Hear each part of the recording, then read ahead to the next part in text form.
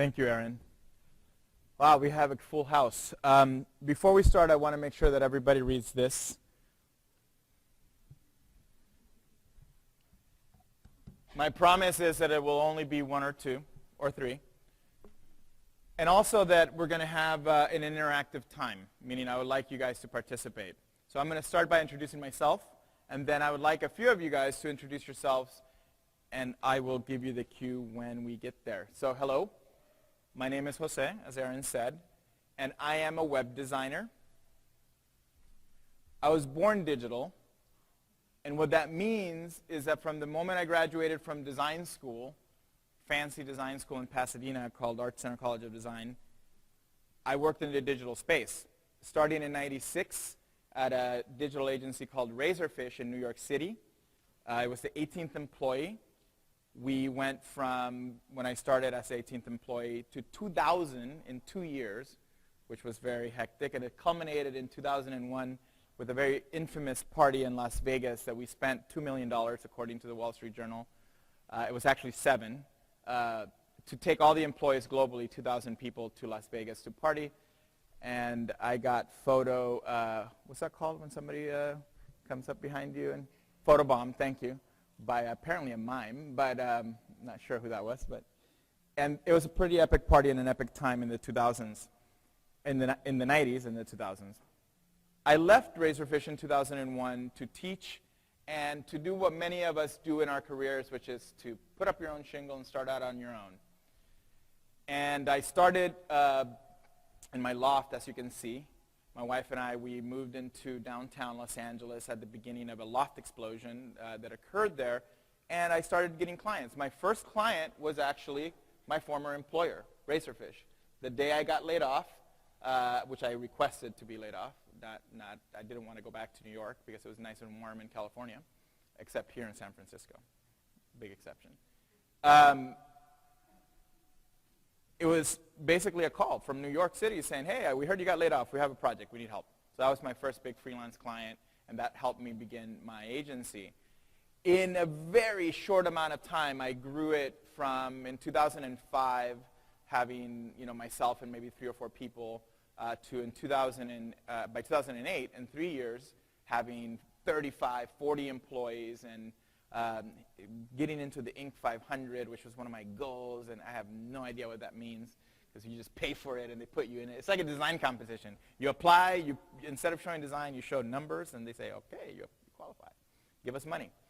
What was interesting is that I did what my parents did, meaning my corporate parents. What Razorfish did and what I saw as a child, as an employee, was, hey, you grow really fast. That's what you're supposed to do. So I did the same thing. I didn't know that you can do things slower. It was a pretty amazing time, and I learned a lot. I had an opportunity in what I considered then and continue to consider today a privilege to work on some amazing projects.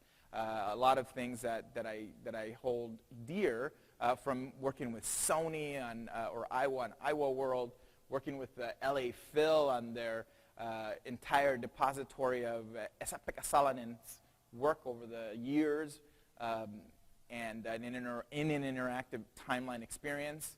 One of the combinations was getting to help Al Gore start a movement, start Live Earth, which gave me a huge deal of experience as a global creative director for something that was way, way bigger than, it was about the moral responsibility of saving the human species. Al Gore makes it heavy, man. You're like, dang, dude, now you're depressing me. And continuing with having the opportunity to work with a lot of startups, which for me as a designer who happens to be extremely entrepreneurial and obnoxious was exciting. I got to see businesses being built. I shifted my entire business just to working primarily with startups. In 2011 or 10, a gentleman by the name of Rupert Murdoch, who needed to redecorate and get rid of a property called MySpace, we helped and came in to do some of that work for their team. It's a very large team. We had the opportunity to design the user interface and to work on their team in the launch and the promotion of the new MySpace, which you all know sold and now got redesigned again, which is a fun thing that happens in interactive. Nothing is permanent. It's all temporal. It changes very quickly, and I see a lot of designers get annoyed at that. Most recently, and in 2011, with TED, the conference, we had the opportunity to help Jamie Oliver have his wish come true and build Food Revolution, both his show, which many of you have seen, and also the online portion of that, which was getting people enrolled in the excitement that was Food Revolution, and it still is. He still has that going on. So the summary of that is that my interactive career from the ancient days at the beginning of 1996 to today, all the way up to 2011 or 12, and I'll tell you that portion of the story at the end from 2012 forward, was extremely exciting. And I had an opportunity to what I now see as a very young man with 50 years of experience. Is that what you said, Aaron? 15, good. I was like, whew. I just turned 40, so I'm kind of scared. You know, it's like, that's a lot more than I thought. So with the 15 or 16 years of experience that I had in the interactive or in the web space, that makes me a veteran, which is kind of crazy how accelerated that is. So enough about myself. I want to hear about you. And I know that we're at a design conference, and I know that many of you are very shy, but I got to talk to Jennifer and to a few people in the audience beforehand about why you're here. What kind of work are you doing, and what kind of challenges are you having? And here's the deal. You know, I'm not supposed to get off the stage, so I'm not going to come down there like, you know, Dr. Phil and try to get you guys to talk.